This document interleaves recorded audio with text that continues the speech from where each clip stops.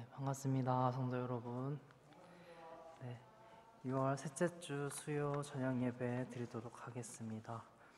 첫 찬양은 찬송가 324장 예수 나를 오라 하네 함께 찬양하시겠습니다.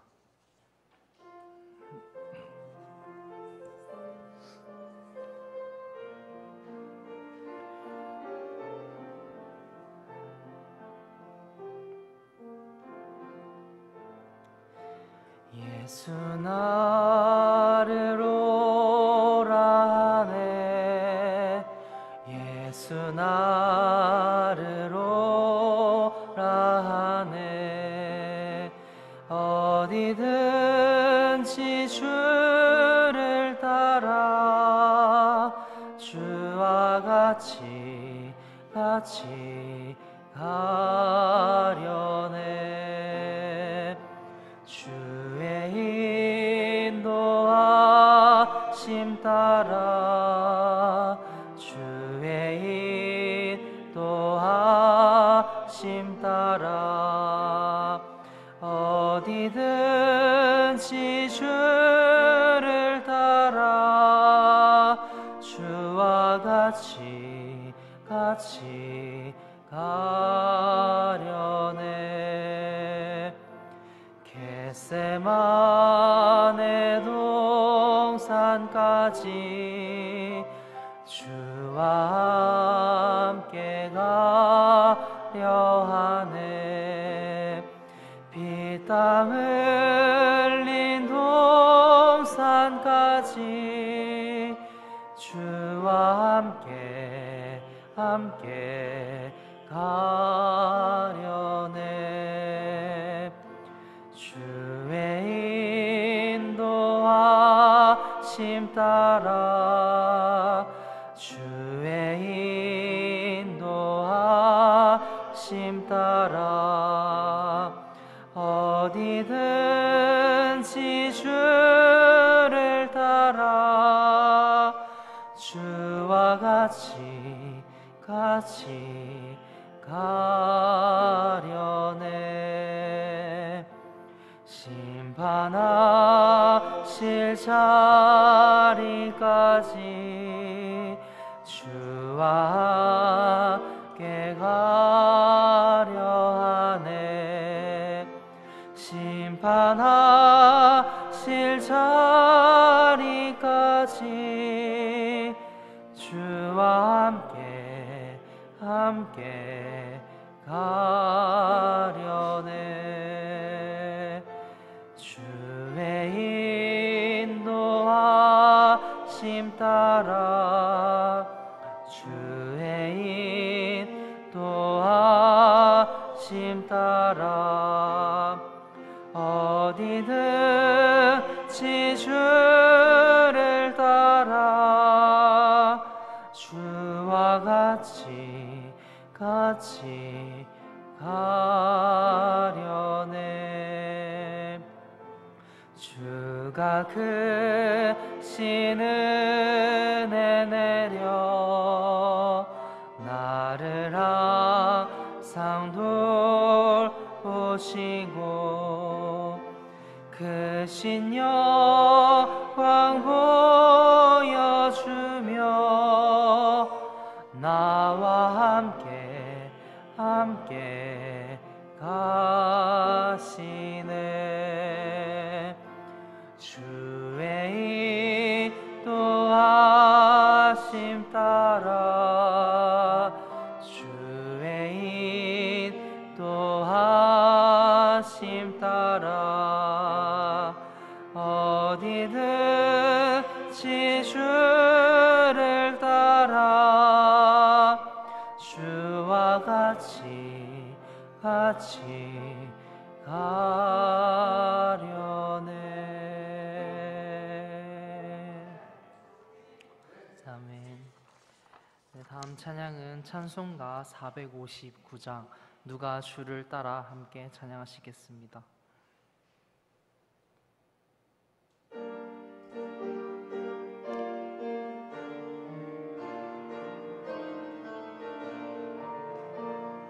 누가 주를 따라 섬기려는가 누가 죄를 떠나 주만 따를까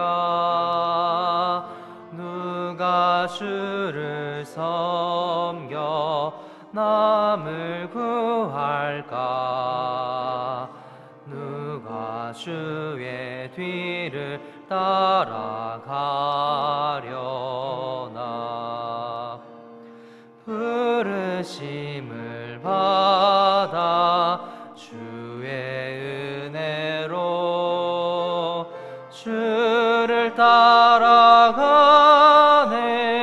주만 따르네 세상 영광 위에 따름 아니요 크신 사랑이네 주만 따르고 주가 내려주신 은혜 힘입어 주의 뒤를 따라 힘써 일하네 부르심을 받아 주의 은혜로 주를 따라가네 주만 따르네 환난 핍박 많고 원수 강하나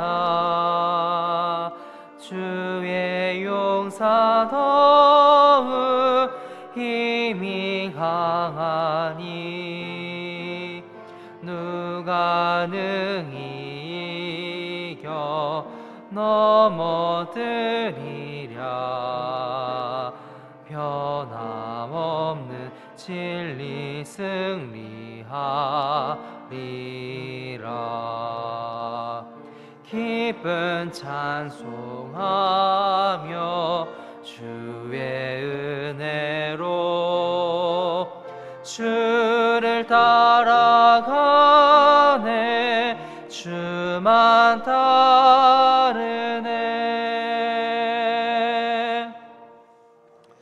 아멘. 이 시간 예배를 위해서 정재학 집사님 나오셔서 기도하시겠습니다.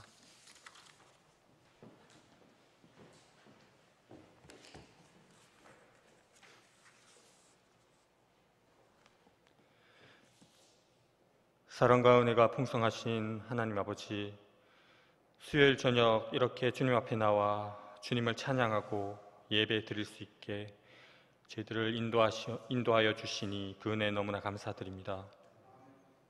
죄로 인해 죽을 수밖에 없었던 저희들을 위하여 하나뿐인 독생자 예수님을 내어주시고 십자가에서 흘리신 보혈로 더러운 저희들의 죄를 사하여 주시고 예수님을 나의 구원자로 믿는 자마다 영원한 생명과 더불어 거룩하신 하나님의 자녀가 되는 큰 영광을 주신 그 한량없으신 사랑과 은혜 정말 너무 감사드립니다.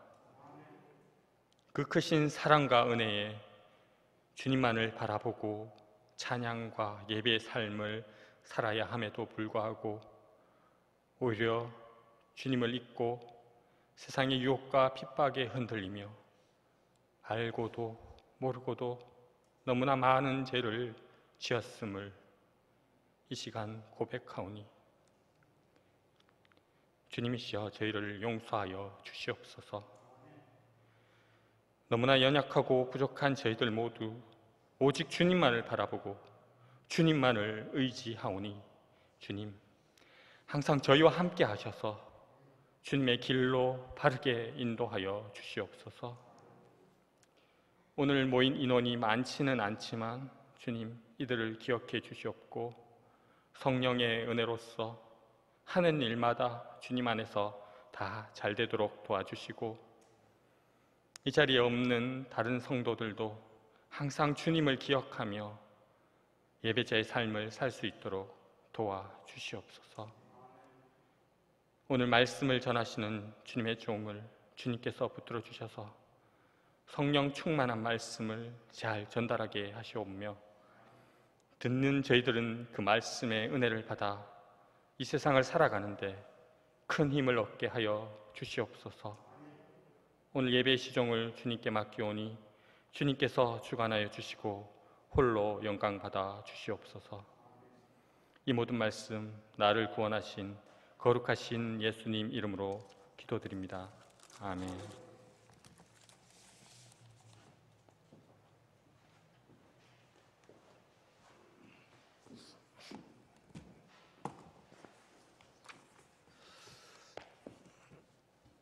잘 지내셨습니까? 날씨가 덥기도 하고 또 장마철도 접어드는 것 같고 하여튼 건강관리를 더 신경을 쓰고 잘 해야 될 때인 것 같습니다. 코로나19로 아직까지 참 예배 드리는 것이 익숙하지 않고 마스크를 끼고 있는 게 날씨가 더워지니까 좀 더 불편한데 기도 많이 하고 계신가요?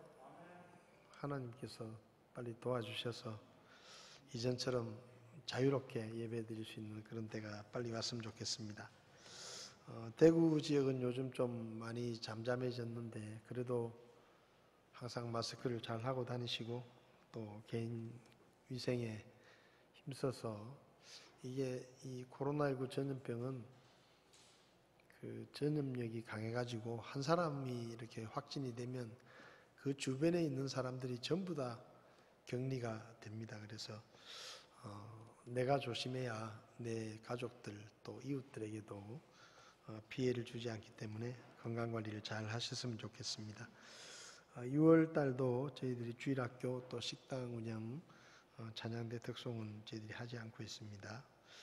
예배 오지 못하시는 분들 위해서 계속해서 방송 예배도 같이 진행이 됩니다. 집에서 예배 드리시는 분들도 한 마음으로 예배를 드렸으면 좋겠습니다. 냉방기 교체를 위해서 저희들이 특별헌금을 하고 있습니다. 500만 원 정도 들었는데 지금까지 280만 원 정도 이렇게 헌금이 되었습니다. 기도하시면서 또 함께 참여해 주시면 감사하겠습니다. 요즘 교회 안에 건강이 좋지 않으신 분들 또 연로하신 분들 아무래도 이 여름도 힘들고 또 질병도 있고 이러니까 여러분들께서 기억하시고 좀 특별히 기도를 많이 해주시면 좋겠습니다. 오늘 하나님의 말씀은 누가복음 18장에 있는 말씀을 같이 보시겠습니다. 누가복음 18장 18절부터 30절까지라고 되어 있는데 23절까지만 보겠습니다. 누가복음 18장 18절부터 23절까지 말씀만 우리 함께 읽겠습니다. 어떤 치리자가 그분께 여쭈어 이르되 선한 선생님이여 내가 무엇을 하여야 영원한 생명을 상속받으리까 하매 예수님께서 그에게 이르시되 내가 어찌하여 나를 선하다 하느냐 한 분 곧 하나님 외에는 선한 이가 없느니라. 내가 간음하지 말라 살인하지 말라 도둑질하지 말라 거짓 증언하지 말라 내 아버지와 어머니를 공경하라 하는 명령들을 아느니라 하시니 그가 이르되 이 모든 것은 내가 어려서부터 지켰나이다 하거늘 이제 예수님께서 이것들을 들으시고 그에게 이르시되 내게 아직도 한 가지 부족한 것이 있으니 내가 가진 모든 것을 팔아 가난한 사람들에게 나누어 주라. 그리하면 하늘에서 내게 보화가 있으리라. 그리고 와서 나를 따르라 하시매 그가 큰 부자였으므로 이것을 듣고 심히 근심하니라. 아멘. 예, 자리에 앉으시겠습니다. 잠시 기도하겠습니다.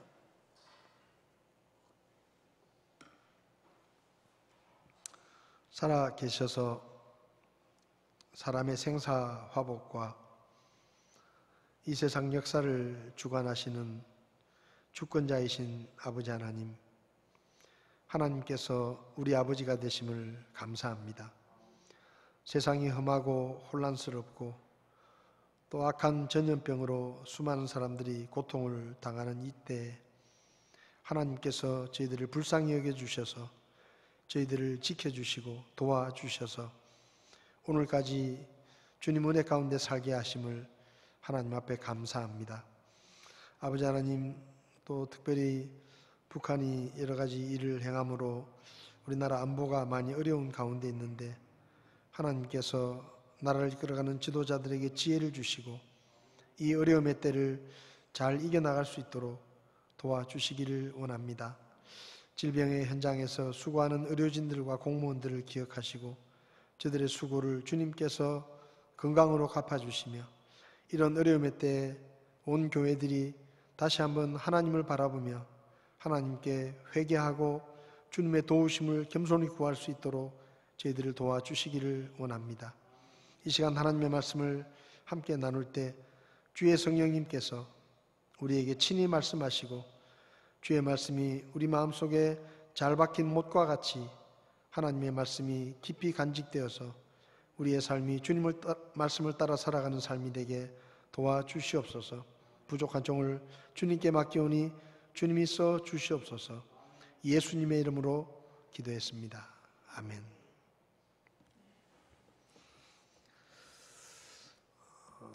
여러분은 믿음이 뭐라고 생각하십니까? 우리가 믿음이라는 말이 너무 익숙하고 또 너무 자주 썼던 그런 말이기 때문에 믿음이 뭘까 이렇게 생각을 해보면 머릿속으로 생각은 나는데 막상 이렇게 다른 사람에게 표현을 하려고 하면 어떻게 말해야 될지 잘 모르는 때도 있습니다. 히브리서 11장을 보면 1절에서 믿음은 바라는 것들의 실체요 보이지 않는 것들의 증거다 이렇게 말씀하십니다. 3절을 보면 믿음을 통해 우리는 세상들이 하나님의 말씀으로 지어진 줄을 깨닫나니 그런즉 보이는 것들은 나타나 보이는 것들로 만들어지지 아니하였느니라 이렇게 말씀합니다. 그리고 6절을 보면 믿음이 없이는 하나님을 기쁘시게 하지 못하나니 그분께 가는 자는 반드시 그분께서 계시는 것과 또 그분께서 부지런히 자신을 찾는 자들에게 보상해 주시는 분이심을 믿어야 한다 이렇게 말씀합니다. 이 말씀들을 좀 종합을 해보면 믿음은 눈에 보이는 것을 믿고 살다가 하나님의 말씀을 통해서 눈에 보이지 않는 세상이 있고 눈에 보이지 않는 것들이 있다라는 것을 듣게 되고 그리고 그 눈에 보이지 않는 것이 실제로 있다라고 사실로 여기면서 사는 것이 바로 믿음입니다.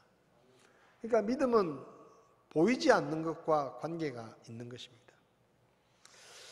그래서 이 히브리서 11장을 보면 믿음에 대해서 설명을 쭉 하면서 믿음으로 노아는 방주를 만들었다라고 돼 있죠.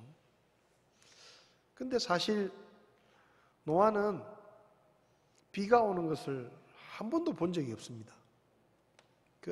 보지 못했어요. 근데 하나님께서 비가 엄청나게 많이 와서 홍수가 날 테니까 산에다가 어마어마한 배를 만들어라 라고 말씀을 하시죠.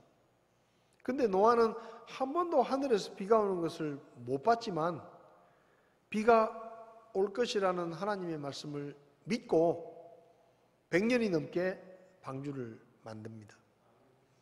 아브라함도 마찬가지죠. 아브라함도 자식이 없는데 하나님께서 아브라함에게 네 후손들이 하늘의 별과 같이 많아질 것이고 네 후손들에게 내가 가나안 땅을 주겠다. 약속으로 주겠다 하고 약속을 하시죠. 그러니까 아브라함은 자식이 없어요. 없는데 하나님이 말씀하시기를 네 후손들이 아주 하늘의 별과 같이 많아질 것이다 라고 말씀하시니까 아직 보지 못했지만 그렇게 될 것이라고 믿고 고향 땅을 떠나서 가나안 땅으로 갑니다. 모세도 눈에 보이는 이집트 왕궁의 화려한 보물과 거기서 누릴 수 있는 즐거움을 다 버리고 눈에 보이지 않는 하나님의 상급을 바라보면서 오히려 고난의 길을 걸었다라고 히브리서는 말합니다. 믿음은 이렇게 하나님의 말씀을 통해서 보이지 않는 것들이 있다라는 것을 알게 되고 그리고 그 보이지 않는 것을 마치 보이는 것처럼 사실로 여기고 사는 것이 믿음입니다.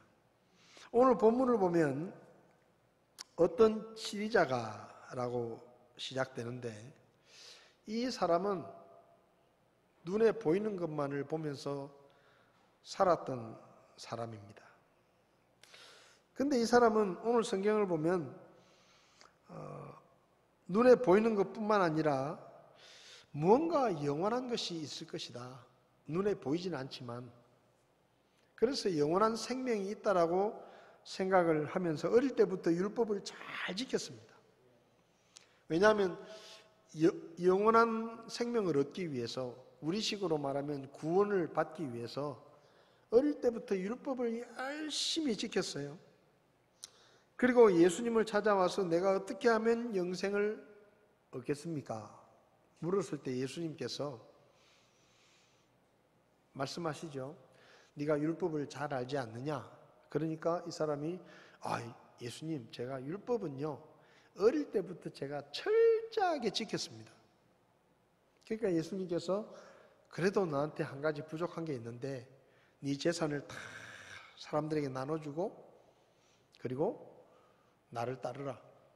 네가 가진 재산을 사람들에게 다 나눠주면 하늘의 보화가 너에게 있을 것이다. 그렇게 말씀을 하십니다. 그러니까 이 사람은 눈에 보이지 않는 세계가 있다라고 생각을 했고 영원한 생명을 얻기 위해서 어릴 때부터 율법을 잘 지켰고 예수님을 찾아와 가지고 예수님께 물어 가지고 예수님으로부터 눈에 보이지는 않지만 하늘에 있는 보화가 너에게 주어질 것이다. 그러니까 네 돈을 다 나눠주고 나를 따르고 나를 믿어라. 그렇게 말씀하시죠. 그런데 안타깝게도 이 사람은 영원한 것들에 대한 관심도 있었고 예수님으로부터 눈에 보이지 않는 세계가 있다라는 것을 듣고도 이 사람은 가진 게 너무 많아가지고 눈에 보이는 것을 포기하지 못하고 더 귀중한 것을 잃어버린 그런 안타까운 사람으로 성경에 기록이 되고 있습니다. 이 사람의 이야기를 통해서 몇 가지 영적인 교훈들을 좀 살펴보려고 합니다. 첫 번째로 우리는 이 사람의 이야기를 통해서 영적인 것에, 눈에 보이지 않는 영적인 것에 우리가 좀 관심을 가지고 살아야 된다라는 것을 배울 수가 있습니다. 여기 이 사람은 예수님께 와서 선한 선생님이여 내가 무엇을 해야 영원한 생명을 상속받으리까? 라고 묻습니다. 근데 이 사람에 대해서 성경을 보면 18절에는 어떤 치리자라고 되어 있습니다. 여기 치리자라는 말은 관직에 올랐다라는 말입니다. 그러니까 다른 사람을 다스리는 권력을 가진 공직에 올랐다라는 이야기죠. 그런데 23절을 보면 그 사람은 또 큰 부자였다라고 말합니다. 큰 부자였다. 그러니까 돈도 많고 권력도 가진 사람이었어요. 돈도 많아서 큰 부자라고 적혀 있고 권력을 가진 자리에 있는 사람이었습니다. 그런데 같은 사건을 기록한 마태복음 19장을 보면 이 사람은 청년이었다라고 말합니다. 이걸 종합해 볼까요? 이 사람은 아주 젊은 사람입니다. 근데 돈이 어마어마하게 많아요. 그리고 젊은 나이에 높은 자리에 올라서 권력도 가지고 있어요. 성공한 사람입니다. 세상적으로 보면 부족한 게 없는 사람이에요. 사람이 이 정도가 되면 아주 젊은 나이에 돈도 많이 가지고 있고 나름대로 상당한 지위에 올라서 성공도 하고 출세도 했습니다. 그러면 보통 사람들은 이 정도가 되면 눈에 보이는 것이 전부라고 생각하면서 인생을 즐기고 세상적인 쾌락을 즐기는 일로 시간을 보내지 눈에 보이지 않는 영적인 것들에 대해서는 관심이 없어요. 보통 사람은 나이 젊은데 돈도 많고 또 나름대로 출세했는데 뭐가 부족해서 영적인 것에 관심을 갖겠습니까? 부자들에게 복음을 전해보십시오. 별로 관심 없습니다. 나름대로 성공한 사람들에게 복음을 전해보십시오. 별로 관심 없어요. 예수 안 믿어도 나는 잘 먹고 잘 살고 있고, 예수 안 믿어도 지금 나는 뭐 출세했고 성공했고 부족한 게 없다. 그렇게 생각합니다. 그렇게 말을 해요. 근데 이 사람은 젊은 나이에 많은 재물을 가진 큰 부자였고 상당한 관직에 올라 있는, 어떻게 보면 모든 사람이 볼 때 다 부러워할 만한 그런 사람이었는데, 이 사람의 좋은 점이 뭔가 하면 영적인 것에 관심을 가지고 있었다는 겁니다. 이 사람은 눈에 보이지 않는 영적인 것에 관심을 두고 있었고, 영생을 얻기 위해서 어릴 때부터 하나님의 말씀에 철저하게 지키면서 행했던 사람입니다. 이 사람은 상당히 용기가 있고 결단력이 있는 사람입니다. 금방 얘기했죠. 젊은 나이에 어마어마한 재산을 가진 큰 부자였고 상당한 높은 관직에 있는 사람이에요. 그러면 이런 사람들의 대부분의 특징은 뭔가 하면 교만하고 거만합니다. 그렇잖아요. 젊은 나이에 아버지로부터 큰 재산을 물려받은 재벌 자손들을 보십시오. 얼마나 거만합니까?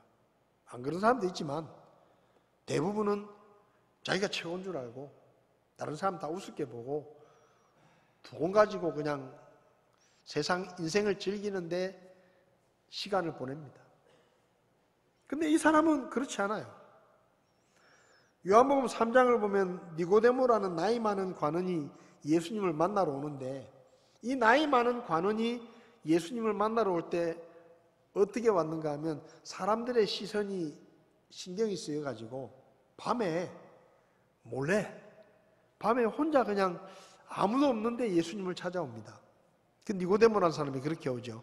근데 여기 이 청년은, 오늘 본문에 나오는 이 사람은 젊은 나이에 여러분 큰 부자예요. 그리고 상당히 높은 관직에 있는 사람입니다. 그럼 이 사람은 유명했을까요? 아닐까요? 유명했겠죠. 이름만 되면 아마 사람들이 알았을 거예요. 다 부러워했을 거예요. 부모들은 자식들을 보면서 야, 너도 그 사람처럼 좀 돼봐라. 저 사람은 젊은 나이에 돈도 저래 많고 저렇게 높은 자리에 올라서 성공했지 않냐? 너도 좀 누구처럼 살아봐라. 아마 그랬을지 몰라요. 그러니까 이 사람은 꽤 알려져 있는 사람이었을 겁니다. 근데 이 사람이 니고데모처럼 다른 사람들의 시선을 의식해 가지고 몰래 아무도 없을 때 예수님을 찾아온 게 아니고 사람들이 많이 모여 있는데 예수님께 찾아옵니다. 근데요, 마가복음 10장 17절을 보면 똑같은 사건인데 이렇게 기록되어 있습니다. 그분께서 길로 나아가실 때 한 사람이 달려와 그분께 무릎을 꿇고 그분께 여쭙되 선한 선생님이여, 내가 무엇을 하여야 영원한 생명을 상속받으리까? 이 사람이 어떻게 했다고요? 예수님께 달려와서 그분께 무릎을 꿇고 선한 선생님이여, 내가 무엇을 하여야 영원한 생명을 상속받으리까? 그렇게 물었다는 겁니다. 젊은 나이에 어마어마한 재산을 가진 큰 부자요, 또 상당한 권력을 가진 높은 자리에 있는 이 사람이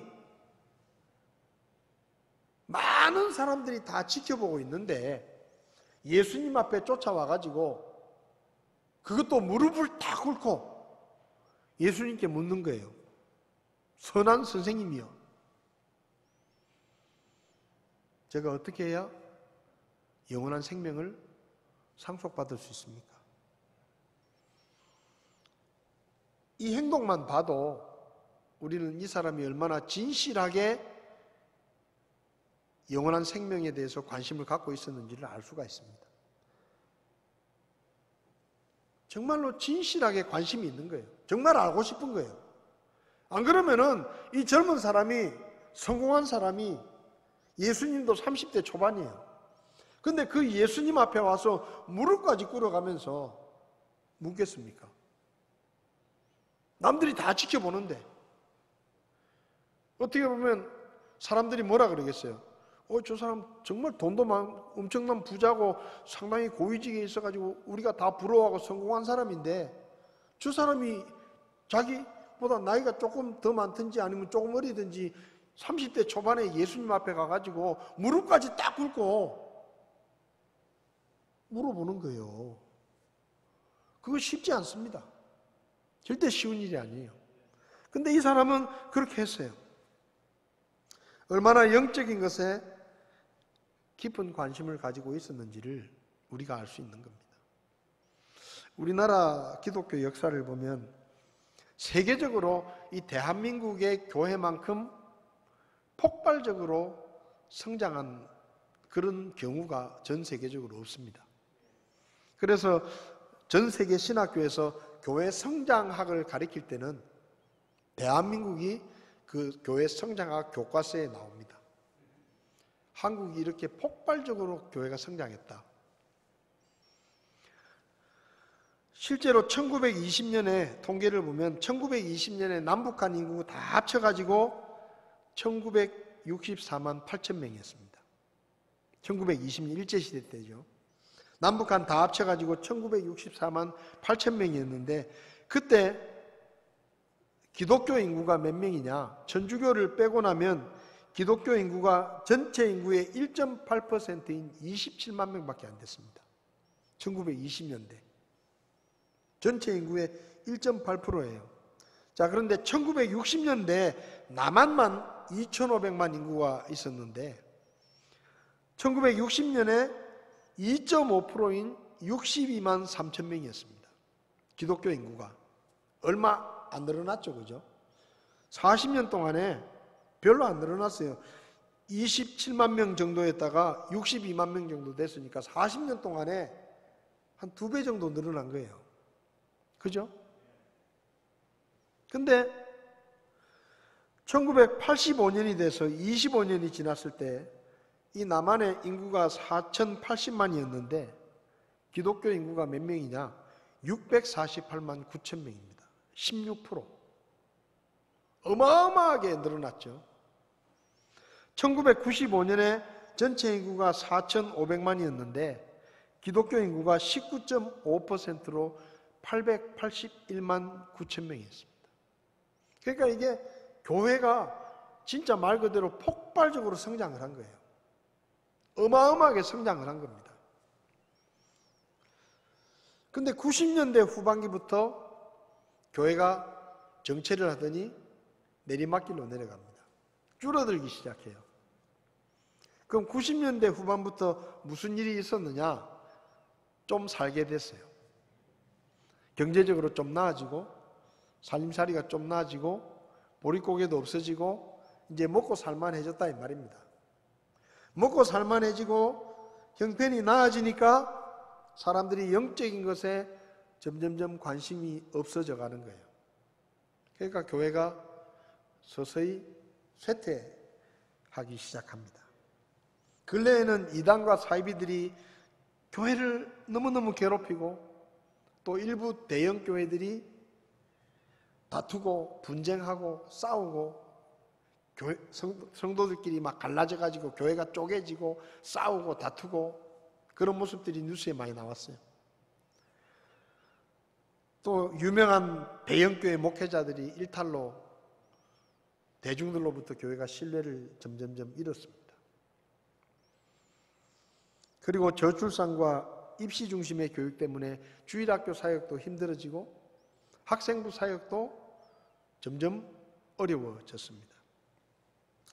최근에는 코로나19 전염병 때문에 교회는 말 그대로 심각한 위기를 맞았습니다. 장로교회 같은 데서 통계를 내보니까 코로나 사태가 생기고 난 다음에 출석하는 교인이 한 60% 정도로 줄었고 헌금도 한 60%로 줄었다. 그게 너무 어렵다, 교회가. 그나마 건물이 있고 그나마 어느 정도 규모가 있는 교회들은 좀 덜한데 어려운 개척교회들은 매월 월세를 몇십만 원씩 내야 되는데 정말 어렵습니다. 목사님들이 이야기하기를 이게 계속 9월달 정도까지 계속하면 자영업자들 중에서 30%가 다 문을 닫는다는 거예요. 자영업자들, 가게들이 30%가 폐업을 한다는 겁니다. 교회도 이게 계속 9월달까지 이런 식으로 계속하면 교회도 어쩌면 한 40% 정도는 없어질지도 모른다. 그런 얘기들을 그냥 합니다. 그러니까 교회가 많이 쇠퇴했어요. 근데 저는 개인적으로 한국교회가 쇠퇴한 가장 큰 이유는 이런 외부적인 요인이라기보다 눈에 보이지 않는 세상과 눈에 보이지 않는 것들이 있다는 것을 알고 믿는다고 하면서도 실제로는 눈에 보이는 세상을 더 중요하게 생각하고 눈에 보이는 것들에 소망을 두고 있는 교회와 성도들이 점점 늘어나고 있는 것이 교회가 쇠퇴하는 가장 큰 이유다라고 생각합니다. 세상이 변하더라도 정말로 교회와 성도들이 눈에 보이지 않는 영원한 세계와 눈에 보이지 않는 것들에 관심을 가지고 그런 것들을 더 중요하게 생각하면 교회가 이렇게까지 쇠퇴하지 않을 텐데 하나님을 믿는다고 하는 사람들조차도 눈에 보이지 않는 것보다 눈에 보이는 것을 더 중요하게 생각하고 눈에 보이는 것들에 마음을 뺏겨가지고 그런 삶을 사니까 교회가 약화되고 교회가 쇠퇴한다. 저는 그렇게 생각합니다. 여러분, 오늘날 많은 교회와 성도들이 성경적으로 우리 교회가 올바른 교회냐, 거기는 사실 별 관심이 없습니다. 어떻게 하면 사람들을 많이 모아서 어떻게 하면 더 큰 예배당을 짓고 더 좋은 시설을 갖춘 큰 교회를 할 것이냐, 여기 관심이 많아요. 어떻게 하면 성경적이고 하나님이 기뻐하시는 올바른 교회를 세울 것이냐, 이게 관심이 아니고 사람들을 많이 모아가지고 더 크게 예배당을 짓고 더 큰 교회를 하고 싶어 합니다. 교회에서 목회자들을 청빙할 때도 이런 광고는 절대 없습니다. 하나님을 사랑하고 우리에게 하나님의 말씀을 진실하게 가르쳐 주실 기도하시는 그런 목사님을 찾습니다. 그런 광고는 없어요. 그런 광고는 없다니까요. 기독교 신문에 이 목회자 청빙 광고를 보면 첫 번째가 박사학위 소지자 이렇게 나와요. 박사학위 소지자. 어떤 교회는 가로에 놓고 외국 유학 이렇게 써놨어요. 국내에서 박사학위 한 거는 안 쳐준다 이 말이에요. 외국에서 유학해가지고 박사학위를 취득한 분 정도 돼야 우리 교회 목사를 할 수 있다는 거예요. 그러니까 이게 목회자를 청빙할 때도 영적인 면을 보는 게 아니고 학벌을 보고 그리고 그 사람이 얼마나 교회를 더 크게 성장시킬 만한 똑똑하고 유능한 지도자냐 이걸 먼저 보는 거예요. 하나님의 말씀을 양심껏 진실하게 가르치고 또 정말로 속이지 않고 기도하면서 정말로 하나님이 기뻐하시는 사역을 하실 그런 목사님을 찾는 게 아니고 우리 교회를 빨리 크게 키워주실 목사님을 찾는 거예요. 그렇게 됐어요. 박사학위가 없으면 큰 교회는 이력서도 못 내요. 그런 세상이 됐습니다. 자녀들이 교회에서 예배를 드리고 말씀을 잘 배워서 하나님의 교회에서 쓸모있는 좋은 그리스도인이 되는 것보다 세상 공부를 잘해서 더 좋은 학교에 진학을 하고 더 좋은 직장에 취직을 하는 것을 더 중요하게 생각하는 부모들이 많아졌습니다. 그렇게 교회와 성도들이 눈에 보이지 않는 것보다 눈에 보이는 것에 관심을 가지고 눈에 보이는 것을 더 중요하게 생각하면서 교회가 내리막길로 내려온 겁니다. 오늘 본문에 나오는 이 사람은 비록 그가 예수님의 말씀에 순종하지 못했지만 이 사람이 젊은 나이에 큰 부자였고 권력을 가진 높은 자리에 올라간 성공한 사람이었지만 이 사람이 정말로 눈에 보이지 않는 영적인 것에 관심을 두고 있는 이 사람의 열심만큼은 우리가 본받아야 돼요. 뭐가 부족해서 예수님께 찾아왔겠어요? 뭐가 부족해서 예수님 앞에 무릎까지 꿇고 내가 어떻게 해야 영원한 생명을 얻겠습니까? 그렇게 묻겠습니까? 젊은 사람이, 그것도 성공한 사람이. 그만큼 영적인 것에 관심이 있는 거예요. 여러분, 우리는 눈에 보이지 않는 하나님을 믿는 사람들입니다. 이단들이 왜 잘 되는지 아세요? 우리는 눈에 보이지 않는 하나님을 얘기하는데 그 사람들은 눈에 보이는 신을 보고 싶어 하는 거예요. 그러니까 교주가 내가 신이다 그러면 다 그리 따라가는 거예요. 눈에 보이는 신이 있으니까. 여러분, 우리는 눈에 보이지 않는 하나님을 믿는 거예요. 우리의 소망은 눈에 보이지 않는 것에 있습니다. 우리의 소망은 이 세상에 있는 게 아니에요. 이 세상의 돈이나 이 세상의 부귀와 명예는 잠깐 있다가 썩어 없어지는 거예요. 그런데 우리의 소망은, 우리의 관심은 영원히 썩지 않는 하나님의 나라에 있는 하나님의 하늘나라의 보화가 우리의 관심입니다. 여기 예수님께서 이 사람에게 뭐라고 말합니까? 네가 지금 눈에 보이는 그 네 재물을 가난한 사람들에게 나눠주라. 그러면 하늘에서 내게 보화가 있을 것이다. 무슨 말입니까? 네가 눈에 보이지 않는 것을 그렇게 추구하고 영적인 영원한 생명을 그렇게 갖고 싶으면 눈에 보이는 것보다 눈에 보이지 않는 것을 좀 더 중요하게 여기고 네 눈에 보이는 이 세상 재물을 의지하지 말고 사람들에게 다 나눠줘라. 그러면 하나님께서 눈에 보이지 않는 하늘의 보화를 나중에 너에게 주실 것이다 라고 말씀하시는 거예요. 그런데 이 사람은 그 예수님의 말씀을 들었지만 눈에 보이는 재물에 발목이 잡혀가지고 결국은 돌아갑니다. 근심하며 돌아가요. 여러분, 우리가요 눈에 보이지 않는 하나님을 믿는다고 말하면서 눈에 보이는 세상을 더 좋아하고 눈에 보이는 세상의 것들을 더 중요하게 여기고 그렇게 살면 안 됩니다.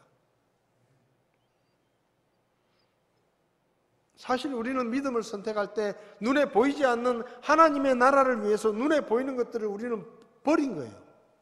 포기한 겁니다. 사도 바울은 배설물처럼 여겼다 그랬잖아요.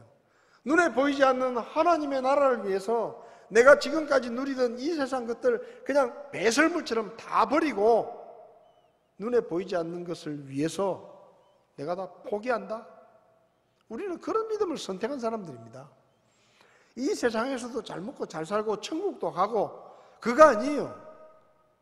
우리의 믿음은 이 세상의 것들을 잃어버린다 하더라도 눈에 보이지 않는 하나님과 눈에 보이지 않는 하늘의 보화에 우리의 관심을 두는 것이 그게 우리의 믿음입니다.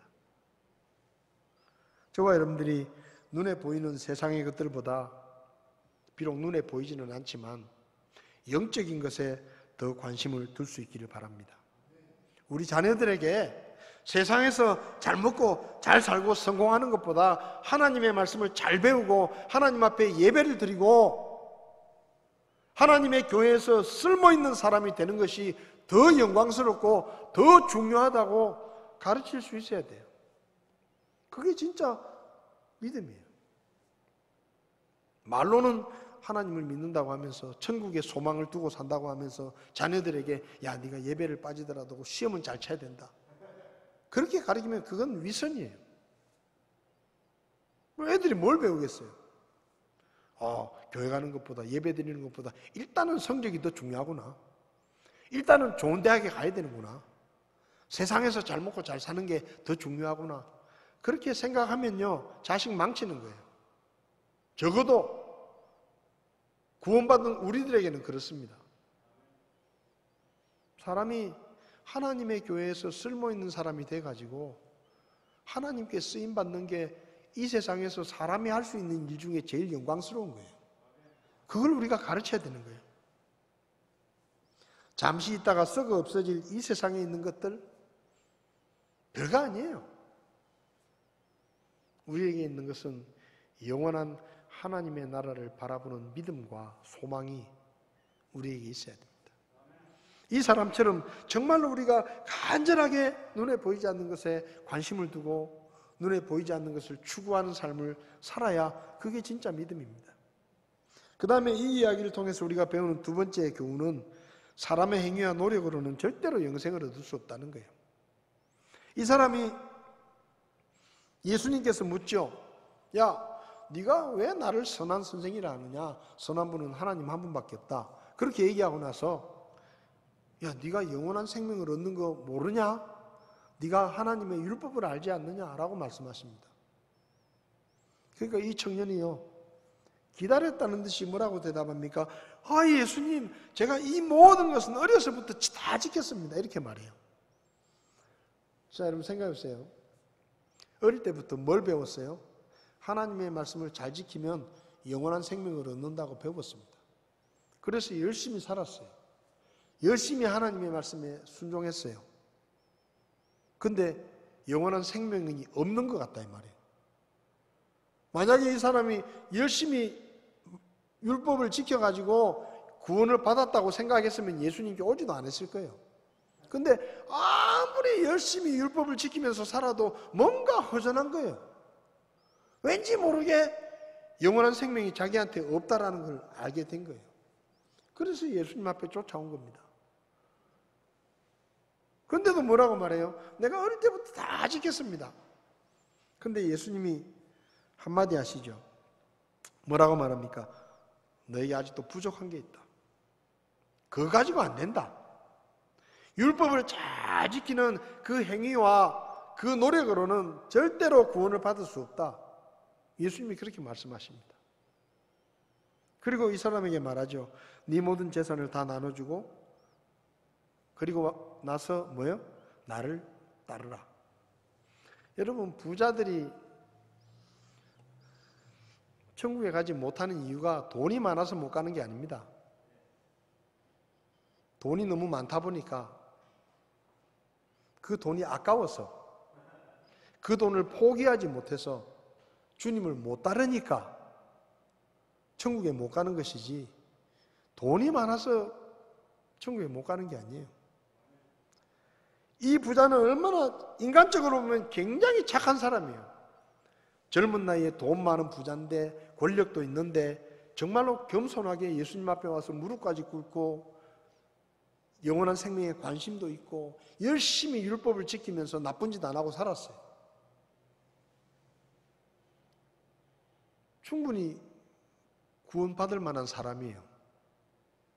행위로 구원을 받는다고 하면. 근데 예수님이 말씀하시죠. 너 한 가지 부족하다. 뭐가 부족하다는 얘기입니까? 나를 믿는 믿음이 있어야 된다 이 말이에요. 다 나눠주고 나를 따르라. 나를 믿고 나를 따라와야 영원한 생명을 얻는다. 그렇게 말씀하시죠. 로마서 3장 20절에 율법의 행위로는 어떤 육체도 그분의 눈앞에서 의롭게 될 수 없다. 딱 잘라서 말합니다. 행위로 구원을 받을 수 있다고 하는 것은 다 거짓말이에요. 열심히 노력하면 구원을 받을 수 있다는 건 다 거짓말입니다. 집 팔아서 헌금하고 열심히 전도하고 14만 4천 명 안에 들어가면 구원을 받는다? 그 거짓말이에요. 성경에 어디에 열심히 하면 구원받는다 그래요? 회개하고 예수님을 믿으면 구원을 받는 겁니다. 행위로 구원받는 사람이 없어요.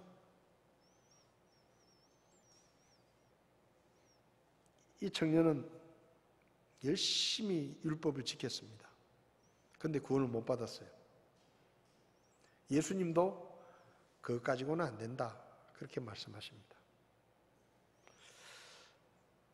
그런데 이 청년이 성경을 보면 23절에 그가 큰 부자였으므로 이것을 듣고 심히 근심하니라. 누가복음에는 이렇게 적혀 있죠. 마태복음 19장 22절에는 이렇게 적혀 있습니다. 그 청년이 많은 소유를 가졌으므로 그 말씀을 듣고 근심하며 가니라. 갔어요. 왜? 생각해 보니까 영생을 얻는 것도 좋은데 예수님이 네가 가진 거 다 팔아서 나눠주고 나를 믿고 따라오라 그러니까 영생은 얻고 싶은데 가진 게 너무 아까운 거예요. 가진 게 너무 아까운 거예요. 그래서 고민하다가 다시 돌아갔다. 이 사람은 말 그대로 천국 문 앞에까지 갔다가 돌아간 사람. 정말 그렇잖아요. 예수님께 직접 찾아와서 다 들었잖아요. 근데 그 예수님이 시키는 대로 하기만 하면 되는데, 그러면 천국이 주어지는데 다 듣고도 돈이 아까웠어. 천국 문 앞에서 돌아선 것입니다. 여러분, 우리가요 정말로 눈에 보이지 않는 것을 추구하면서 살아야 됩니다. 세상에서 돈 많이 벌어가지고 좋은 집에서 좋은 차 타고 좋은 음식 먹고 좋은 옷 입고 명품 백 들고 돈 들여가지고 고칠 거 고치고, 예? 그렇게 살면 영원히 살 것 같죠? 아닙니다. 우리는 잠시 이 세상에서 지금 여행하는 거예요. 잠깐 세상에 살면서 세상에 있는 것 좀 쓰는 겁니다. 다 놔두고 가야 돼요. 삼성그룹 회장도 다 놔두고 가는 겁니다. 10원 하나 못 가져가요. 하나님의 나라에서는 아무짝에도 쓸모가 없어요. 이 세상에 있는 것들. 거기 마음을 뺏겨가지고 하늘의 보화를 잃어버리면 얼마나 안타까운 일입니까? 이 사람이 그런 거예요. 저와 여러분들이 잠시 세상에 살면서 이 세상에 있는 것들의 마음을 뺏겨서 영원한 하나님의 보화를 잃어버리지 않기를 바랍니다. 그리고 세상 것들이 좀 없어도 우린 부자예요. 여러분, 세상 것들이 좀 없더라도 기죽지 마십시오. 좀 의리의리한 집에 못 살더라도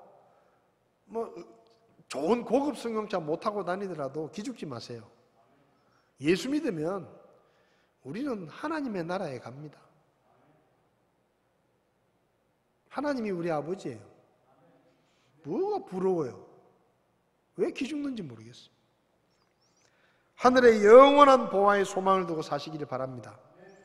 그리고요, 죽을 때까지 노력하고 수고해도 구원받지 못하는데 하나님이 우리에게 은혜를 베풀어 주셔서 우리의 모든 죄를 용서해 주시고 예수님이 우리 대신 죽어가지고 우리가 구원을 받았다는 게 이게 얼마나 큰 일인지를 우리가 잊어버리면 안 됩니다. 이렇게 어릴 때부터 율법을 철저하게 지킨 사람도 구원을 못 받잖아요. 근데 우리는 하나님의 은혜 때문에 우리의 겨자씨만한 믿음을 보시고 우리를 구원해 주신 겁니다. 그 은혜에 감사하면서 기뻐하면서 죽을 때까지 우리에게 구원이라는 어마어마한 선물을 주신 하나님 앞에 영광을 돌리고 예배를 드리고 주님 앞에 쓰임받는 그런 삶을 저와 여러분들이 살 수 있기를 바랍니다. 우리의 소망을 천국에 두고 사시기를 바랍니다. 좀 사는 게 힘들다 싶을 때는 둘러보지 마시고 고개를 들고 하늘을 보십시오. 스데반이 죽어가면서 하나님과 보좌 우편에 서신 예수님을 보았던 것처럼 우리도 하나님의 나라를 바라보면서 신나게 믿음의 삶을 살 수 있기를 바랍니다. 기도하시겠습니다.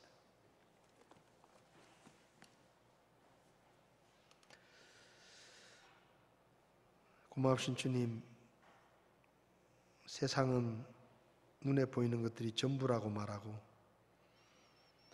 이 세상에서 성공하는 것이 더 나은 것이라고 말하지만 하나님의 말씀은 눈에 보이는 것은 잠깐이요 보이지 않는 것은 영원하다고 우리에게 말씀하십니다. 세상은 이 세상 재물이 최고라고 말하지만 하나님의 말씀은 이 세상 재물보다 하늘의 보화가 더 가치 있고 영원하다고 우리에게 말씀합니다. 오 하나님, 우리가 이 세상에 있는 것들의 마음을 뺏기지 않게 하시고 하나님의 나라를 소망하며 살아갈 수 있도록 도와주시기를 바랍니다.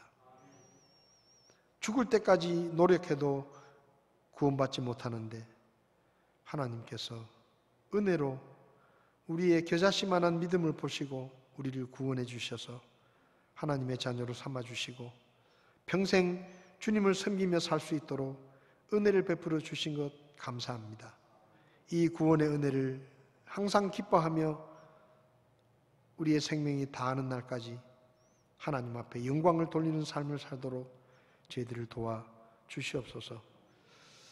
코로나19 때문에 여러 가지 어려움 가운데 있는 성도들 지켜주시고 하는 일이 잘 되게 하시고 건강을 지켜주셔서 우리가 늘 기쁨으로 주님을 섬길 수 있도록 도와주시며 하루속히 모두가 자유롭게 교회 와서 예배드리고 같이 식사하고 같이 교제하며 주님 앞에 영광을 돌릴 수 있는 그날이 올 수 있도록 우리에게 은혜를 베풀어 주시옵소서.